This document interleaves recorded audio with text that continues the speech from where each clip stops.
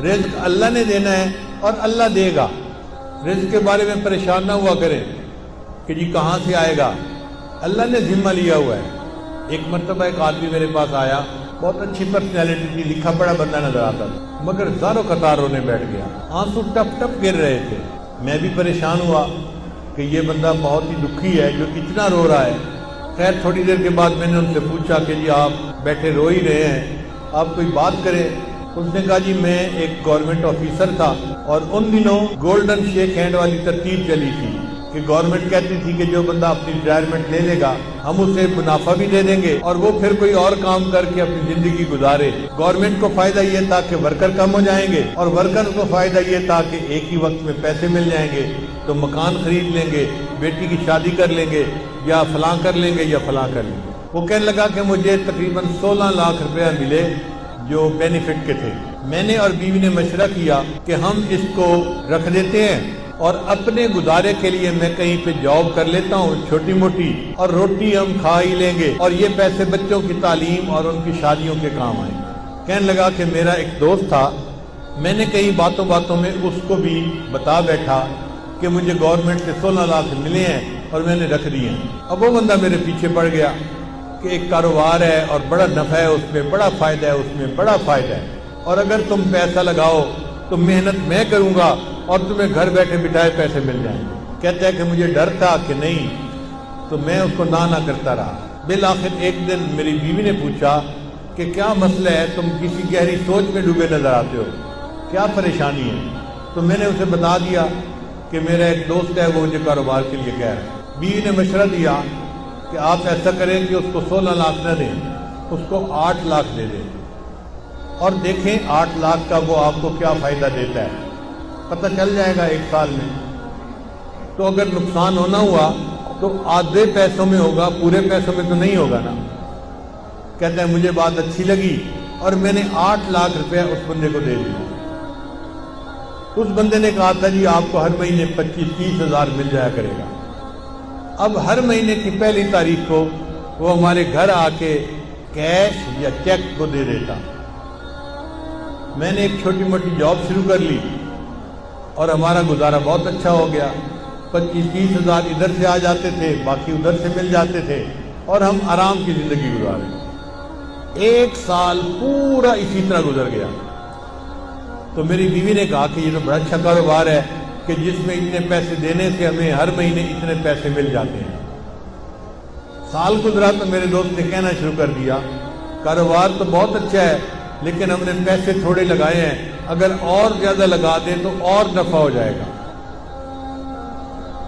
میں نے بیوی کو بتایا, اس نے کہا ہم نے 1 سال آزمایا ہے, دیکھا ہے شریف آدمی ہے, اچھا آدمی ہے, وعدہ پورا کرتا ہے, تو آپ اس کو باقی بھی پیسے دے دیں. کہتے ہیں میں نے اس کو باقی 8 لاکھ بھی دے دیے.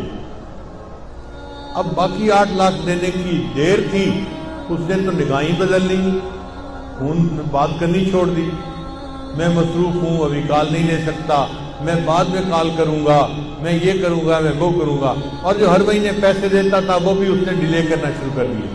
پہلی تاریخ کے پیسے 10 تاریخ کو دیے, پھر دوسرے مہینے اس نے 20 تاریخ کو پیسے دیے, اور تیسرے مہینے مہینہ ختم ہو گیا اور پیسے دیے ہی نہیں. اب میں نے اسے فون کیا, بھئی آپ ہر مہینے پیسے دیتے تھے تو ہمیں گھر میں خرچے میں تنگی ہو رہی ہے, آپ پیسے نہیں دیے اس مہینے.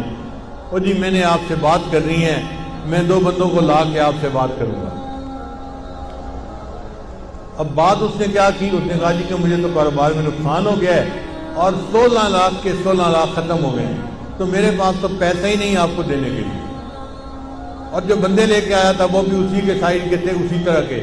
وہ بھی مجھے سمجھانے لگے اور کہنے لگے کاروبار میں لاس بھی ہو جاتا ہے, پروفٹ بھی ہو جاتا ہے. اب آپ نے اگر 1 سال پروفٹ کھایا ہے تو لاس ہو گیا تو لاس کو بھی برداشت کر لو. کہنے لگا میں بڑا پریشان کہ میرے 16 لاکھ روپے ختم ہو گئے. کہتے ہیں اس سے میں مقدمہ تو کر نہیں سکتا تھا, نہ میں لڑ سکتا تھا, وہ لڑائی میں مقدمے میں مجھ سے زیادہ تیز تھا.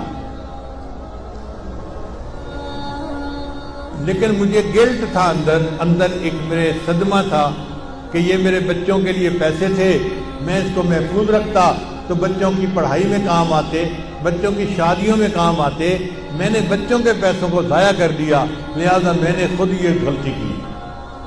کہنے لگا کہ اب میرے اندر اتنا گلٹ ہے کہ بس ہر وقت آنسو بہتے رہتے ہیں اور مجھے سمجھ نہیں آتی کہ میں کیا کروں۔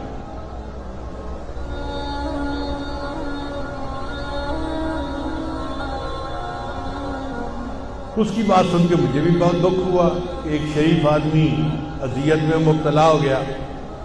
میں نے اسے تسلی دی، پھر تسلی دے کے میں نے اس سے پوچھا کہ مجھے یہ بتائیں کہ آپ کا رزق کہاں پہ ہے؟ کہنے لگا کیا مطلب؟ میں نے کہا آپ کا رزق زمین میں ہے یا آسمانوں میں ہے؟ کہتے جی آپ بتا دیں۔ میں نے کہا اللہ تعالیٰ فرماتے ہیں وَفِي السَّمَاءِ رِزْقُكُمْ، اور تمہارا رزق آسمانوں میں ہے۔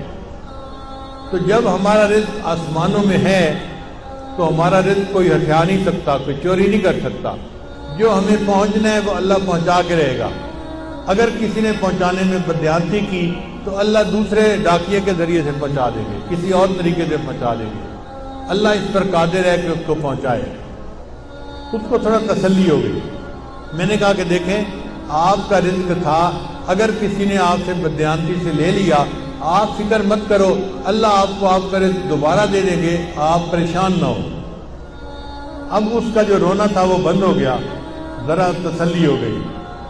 میں نے اسے بیت کے کلمات بھی پڑھا دیے اور اس کو کہا کہ بس اپنے دل سے معاف کر دو اور یہ عہد کرو کہ یا اللہ اس نے میرے ساتھ بددیانتی کی، میں زندگی بھر کبھی کسی کے ساتھ بددیانتی نہیں کروں گا۔ اس نے یہ بھی وعدہ کر لیا۔ پھر میں نے کہا اچھا یہ بھی میرا وعدہ کرو کہ جب اللہ آپ کو آپ کی ضرورت سے زیادہ پیسہ دیں گے تو آپ زکوٰۃ پابندی سے ادا کریں گے۔ اس نے یہ بھی وعدہ کر لیا۔ لو جی میں نے دعائیں دے کے اس کو رخصت کیا۔ رخصت ہوتے ہوئے مجھ سے پوچھنے لگا حضرت اب میں کیا کروں؟ میں نے کہا کہ بھئی آپ کوئی ایسا کام شروع کریں جو پیسے کے بغیر ہوتا ہے، اللہ برکت دے دیں گے۔ تو ہنس پڑا، حضرت پیسے کے بغیر تو کام کوئی نہیں ہوتا۔ میں نے کہا سوچیں کوئی نہ کوئی کام ایسا نکل آئے گا، چاہے مزدوری کیوں نہ کرنی پڑے۔ لو جی وہ گیا اور اس نے گھر جا کے بیوی کو بتایا۔ اس کی بیوی کا غم بھی ختم ہو گیا کہ ہمیں ہمارا رزق اللہ دے دے گی۔ پھر بیوی نے اس کو مشورہ دیا، ہم دیہات میں رہتے ہیں اور یہاں جو کسان ہوتے ہیں نا یہ کھاد خریدتے ہیں شہر سے، اور ان پڑھ ہونے کی وجہ سے ان کو پتہ ہی نہیں چلتا کہ یہ کھاد کون سی ہے اور کون سی نہیں ہے۔ تو آپ اگر شہر کی کسی کمپنی سے کھاد کی بوریاں کریڈٹ پہ لے کر آئیں اور ان دیہاتیوں کو یہاں بیچ دیں پروفٹ رکھ کے، تو پھر پیسے آپ واپس کر دینا اور کچھ آپ کو نفع مل جائے گا۔ لو جی یہ بندہ کھاد کی کمپنی کے پاس گیا ملتان میں، ان سے بات کی کہ مجھے جی آپ 10 بوریاں دے دیں کریڈٹ پہ، میں آپ کو پیسے مہینے کے اندر واپس کر دوں گا۔ وہ کہہ جی ہم تو آپ کو نہیں جانتے، ہم آپ کو کیسے دے دیں؟ یہ کہہ جی میرے کاغذات دیکھو، میں اتنا آفیسر تھا گورنمنٹ کے اندر، یہ بھی مجھے جانتا ہے، یہ بھی جانتا ہے، یہ بھی جانتا ہے۔ وہ کہیں کہ بھئی ہمیں تو شکل صورت سے بھی نظر آتا ہے کہ تم آفیسر رینک کے پڑھے لکھے بندے ہو، لیکن ہم بغیر پیسے کے کیسے اپنا مال دے دیں؟ ہم نہیں دے سکتے۔ اب یہ بیچارہ روز جائے اور روز ان کی منت سماجت کرے کہ آپ لوگ میرا کام شروع کروا دیں۔ جو مینیجر تھا نا وہاں کا وہ ذرا رحم دل بندہ تھا، اس کو رحم آ گیا۔ ایک دن وہ کہنے لگا دفتر والوں کو کہ بھائی اس کو 10 بوری کریڈٹ دے دو اور گارنٹی میری ڈال دو، اگر اس نے پیسے نہ بھی دیے تو 10 بوری کے پیسے میں ادا کر دوں گا کہ چلو مجھ سے غلطی ہوئی، لیکن اب اس بندے کو 10 بوری دے دو۔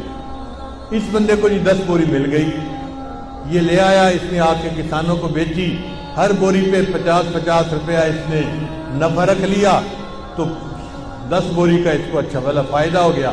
چنانچہ پھر یہ 10 کی جگہ 20 بوری لینے لگ گیا، پھر 30 بوری لینے لگ گیا، پھر 50 بوری کرتے کرتے ایک وقت آیا کہ کمپنی والوں نے کہا جی ہم آپ کو پورا ٹرک کریڈٹ پہ دے دیتے ہیں۔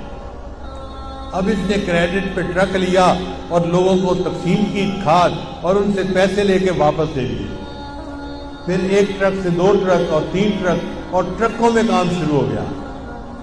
اللہ کی شان دیکھیں، کوئی 6-7 سال کا عرصہ گزرا ہوگا، یہ بندہ ایک دن میرے پاس واپس آیا، مجھے کہتے ہیں الحمدللہ حضرت آج میں 16 کروڑ کی پراپرٹی کا مالک ہوں۔ 16 لاکھ اس کے ضائع ہوئے تھے، اللہ پہ توکل کی، اللہ نے برکت رزق میں ایسی دی کہ 16 کروڑ کی پراپرٹی کا وہ مالک بنے۔ تو ہم کیوں اس معاملے میں شک میں پڑے یا اپنے دل میں حرام لگائیں؟ دل میں تسلی رکھیں، اللہ نے جو ہمیں دیا ہے وہ اللہ نے ہمیں پہنچا کے رہنا ہے۔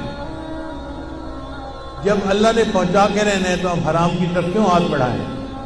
اس لیے جو چیز شک میں ڈالے اس کو چھوڑ کے اس طرف آ جاؤ جو چیز شک میں نہیں ڈالتی۔ اللہ تعالی ہمیں ایسے صاف پاک معاملات کرنے کی توفیق عطا فرمائے۔